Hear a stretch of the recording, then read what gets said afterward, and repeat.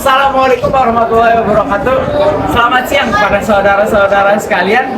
Perkenalkan, kami dari kelompok 1 akan membahas tentang tema ajaran agama. Semoga pembahasan kali ini dapat meningkatkan keimanan kita semua. Yuk, let's go.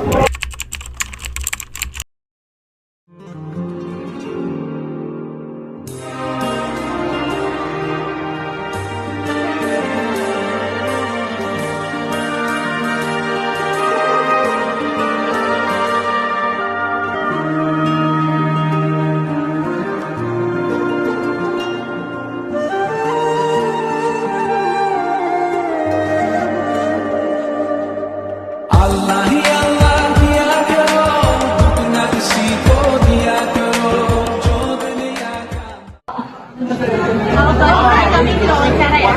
Silakan. Sebelumnya boleh perkenalan dulu. Perkenalkan, nama saya Sofian dari kelas 10 kelas 2. Tentang program sholat zuhur berjamaah ini. Alhamdulillah menurut saya pendapat dari saya mengenai sholat zuhur berjamaah ini cukup bagus ya. Gimana sekolah SMA ini Kota Dasar ini menerapkan yang namanya sholat zuhur berjamaah. Ya seharusnya memang di setiap sekolah itu mengadakan dengan sholat zuhur berjamaah. Sudah sepatutnya seluruh umat Islam, seluruh umat Muslim yang ada di sekolah-sekolah atau di seluruh dunia itu yang namanya sholat zuhur berjamaah. Semoga kedepannya di sekolah Islam negeri Kota Dasar ini terus menerapkan yang namanya sholat zuhur berjamaah di Oke, ada pesan semoga kedepannya di SMA negeri Kota Dasar sholat zuhur berjamaah ini terus diterapkan sampai seterusnya sampai angkatan selanjutnya, dan semoga yang sholat zuhur berjamaah lebih antusias, lebih semangat lagi, dan juga lebih banyak lagi tambahannya.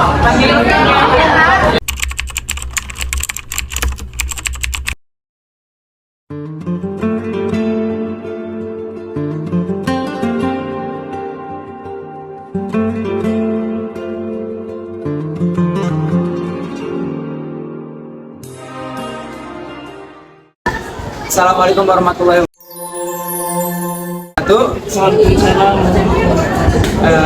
Pak, sebelum kita wawancari, boleh tahu nggak ini dengan Pak siapa? Pak Hari Forum PAI.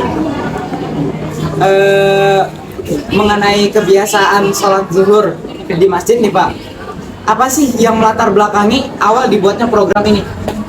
Sholat zuhur ini merupakan kegiatan pembiasaan. Jadi Islam kesadaran mudah-mudahan terbiasa nanti sholat zuhur pada waktunya. Jadi jika libur Sabtu Minggu, mereka berusaha untuk sholat pada waktunya. Di rumah sholat maghrib, sholat isya, sholat subuh diupayakan mudah-mudahan sholat pada waktunya. Lalu siapa Pak yang mengusuli program ini? Ya, kepala sekolah. Ya. Bagaimana perkembangan dari mulai dilakukannya program sampai saat ini, dan apa yang harus ditingkatkan atau apa yang harus diperbaiki dari program yang sudah dijalankan ini Pak? Awal mulanya kan kita laki-laki dan perempuan, ternyata kurang kondusif. Nah, di bawah itu laki-laki, kemudian di atas itu perempuan. Ternyata banyak laki-laki yang masih di kantin ketika itu. Kemudian banyak perempuan juga ada yang kloter kedua, kloter ketiga, jadi nggak berjamaah. Nah, kemudian seiring berjalannya waktu, kita upayakan gimana caranya supaya mereka ini bisa terdidik semuanya sholat dulu. Akhirnya adalah ide ya gimana kalau misalkan kloter pertama laki-laki dulu semuanya, baik di lantai 1, lantai 2 itu laki-laki semuanya, kemudian kloter kedua baru perempuan. Ini sudah cukup baik ini kegiatannya. Perkembangannya sudah cukup baik. Cuman yang perempuan ya, jumlah perempuan ini kan lebih banyak daripada laki-laki. Ini Bapak pribadi melihat masjid ini masih kosong. Ya, mungkin ada yang mens gitu ya, ada yang menstruasi, ada yang lagi gitu ya. Cuman masa di tengah menstruasi ini jadi jadi pertanyaan juga gitu, ini kekurangan gitu. Jadi PR dari kepala sekolah Poltek juga mudah-mudahan bisa diatasi gitu. Lalu yang terakhir, target apa Pak yang sudah dicapai melalui program ini? Target ini kan kegiatannya ibadah ya. Pertama disiplin. Jadi kan kalau misalnya kita disiplin, sholat tetap waktunya, insya Allah kegiatan-kegiatan lain kita akan disiplin, belajarnya disiplin, teman juga secara disiplin, kegiatan disiplin, semuanya disiplin. Mudah-mudahan. Baik, sekian terima kasih kepada Bapak Haris ya. Terima kasih. Undang ini kalau boleh tahu sejak kapan program Jumat Berkah atau Sedekah Berkah ini terrealisasi atau berjalan di SMA Negeri 2? Jadi kegiatan disingkat dengan Jumber ya, Jumat Berkah itu terlaksana sejak tahun 2017 ya. Kalau 2017 itu kita masih karyawan kita lumayan gitu ya, setelah banyak kolaborasi bersama dengan semua pihak, itu akhirnya kegiatan yang kenapa itu sampai ada di SMA 2? Kalau di sekolah-sekolah lain itu kan tidak ada pelaksanaan sholat Jumat ya. Mereka sholat Jumat biasanya dipulangkan dan di masing-masing.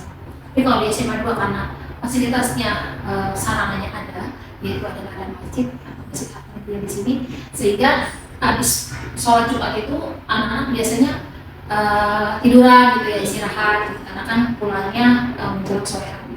Kalau sekolah itu kan hanya sampai siang. Nah, di SMA 2 ini pulangnya sampai sore. Akhirnya muncullah ide itu, kenapa sampai ada Jumber? Karena kita melihat kondisi anak yang pulang setelah menjelang asar itu, mereka ada sampai kelaparan, kemudian kelaparan sih artinya ada yang sampai tidak sempat makan siang gitu ya. Nah akhirnya muncullah ide itu, dan itu juga atas masukan dari beberapa guru termasuk saya sendiri yang pada saya sebagai pembina medis mengusulkan bagaimana kalau kita datang suatu yang bisa dirasakan oleh anak cowok-cowok yang bisa dan juga gitu dengan sebutan Jumat. Maksudnya luar biasa sekali kan. Kalau boleh tahu tuh nih tujuan utama gitu, apa yang bisa membuat terutama dari Uni sendiri deh gitu, atau guru-guru SMA itu tergerak terbantu tujuan buat apa namanya adanya Jumper ini gitu kan. Terus juga dari Uni sendiri dan Uni kan maksudnya sudah lama di SMA itu, apa harapan Uni untuk kedepannya dengan adanya program Jumper ini? Tujuannya itu tadi, pada sejarahnya tadi karena kita melihat anak-anak yang sampai makan siang, jadi jiwa rasa kasihan, jiwa peduli, kemudian sosial kita, jadi akhirnya muncullah itu dan memberikan dari manfaatnya, dari segi manfaatnya kita bisa rasakan anak-anak ini bisa tertolong ya. Artinya bisa merasakan dampak dari kegiatan ini karena banyak sekali dari anak-anak itu sendiri, bahkan dari alumni, bahkan pimpinan sendiri, guru sendiri itu memberikan sadapannya setiap hari Jumat. Jadi jelas tujuannya adalah membantu dan memberikan kemudahan kepada anak-anak yang tadinya misalnya tidak makan siang, karena kan sekarang ini sistem jelas ini sangat membantu ya bagi anak-anak kan. Kalau sistem jelas itu ada aja anak-anak yang memiliki keterbatasan ekonomi. Masya Allah sekali kan, apa namanya tujuan hati mulia itu, apa namanya bisa tergeraknya adanya Jumper ini beda dari sekolah yang lain ya. Harapan saya juga ke depannya buat Jumper ataupun nanti ada gebrakan yang baru-baru lagi tujuannya lebih baik dan mulia, dan yang pastinya ada rasa syukur juga sih Umi karena masih ada alumni dan para dewan guru beserta anak didik murid juga yang terus serta dalam membantu. Karena termasuk anak sendiri mungkin nanti ke depannya ya setelah mungkin dia nanti di sana di bawah sana sudah berhasil, kemudian nanti sudah menjadi sesuatu yang sudah bisa menggunakan, soalnya mungkin juga nanti bisa melihat kesini lagi ya untuk selalu memberikan sedekahnya, memberikan jumlahnya, karena yang namanya ketika kita mengisikan sesuatu apa yang kita miliki, apa yang kita lakukan dan bisa lakukan. Amin.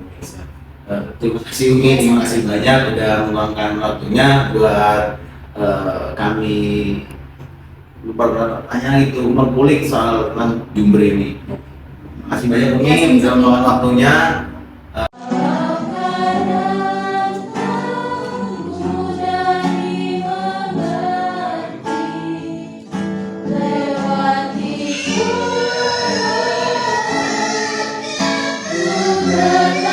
Nama budaya salam.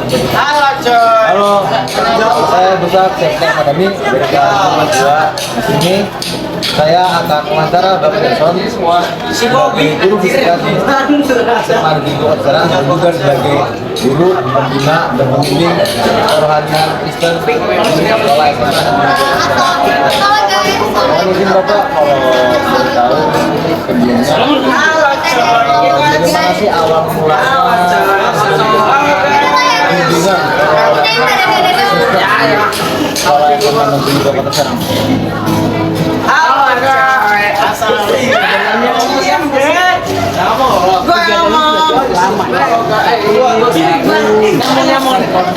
Halo guys, perkenalkan dari kelompok itu dan oleh sekolah dijadikan menjadi salah satu ekskul itu dibikin setelah sistem apa namanya penanganan waktu itu karena kita dari kelompok ada tiga semangat tiga aja dari kelompok itu Tiganya di mana?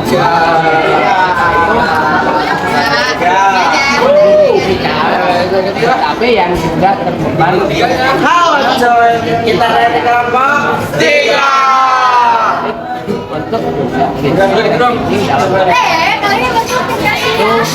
Bapak diberi arahan dan juga tiga berkala. Kala itu 2 kali seminggu, hari Rabu dan Jumat. Jadi di jam pertama, kalau yang Islam di lapangan ada tausiah, kalau yang Islam atau yang Kristen Katolik kita adakan multimedia. Sehingga siswa yang Islam dan Kristen terbina secara Halo cuy, kembali lagi di kelompok tiga. Pendidikan itu kan mendidik manusia yang beriman, berketuhanan, sehingga tidak hanya kita tapi juga memiliki itu mungkin mengenai sejarahnya. Kita lagi. Oh, jadi Bapak kan dengan 2006. Jadi Bapak kalau udah berapa tahun semenjak 2006 itu kan bagi teman-teman kita yang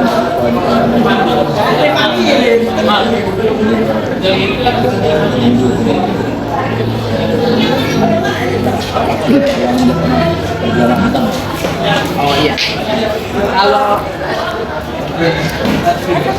perubahan secara signifikan itu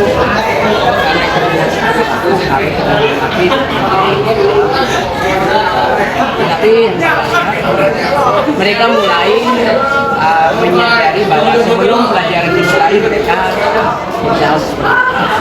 Nah, mengenai program-program itu ada program yang sifatnya per minggu mereka mengadakan ibadah mini ya. Itu bisa oleh pembina, tapi juga kita bersama mereka. Jadi mereka alumni yang sudah lulus, mereka temukan berarti bantu adik-adiknya untuk membina. Kalau program kerjanya ada yang sifatnya tahunan, per semester. Jadi kegiatannya bisa seperti atau berupa retret atau deklarasi yang terkait dengan pembinaan kerohanian. banyak juga bagi saya selama apa namanya tidak pagi ada pelayanan di semua nggak cuma untuk pengarahan dari bagi siswa-siswinya gitu. Di sekolah juga tetap dilaksanakan Kalau untuk perayaan biasanya karena siswanya yang membawa ke aula di mana tempat tersedia kadang-kadang sekolah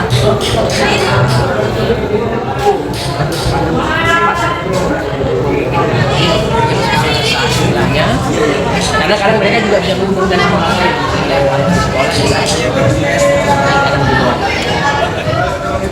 mungkin Pak bagaimana Bapak selama ini kesan dan pesan Bapak selama ini dari awal beberapa ini bagaimana pesan-pesan Bapak perasaan Bapak kan selama ini sudah berjalan dan kedepannya apa yang Bapak inginkan bimbingan pengalaman ketemu di sekolah ini juga. Baik, kesannya tentu baik ya, artinya mereka terbina. Kemudian rasa keadilan juga ada, artinya ketika yang Islam ada pembinanya, yang Islam dibina, jadi mereka diperlakukan secara bertradisi.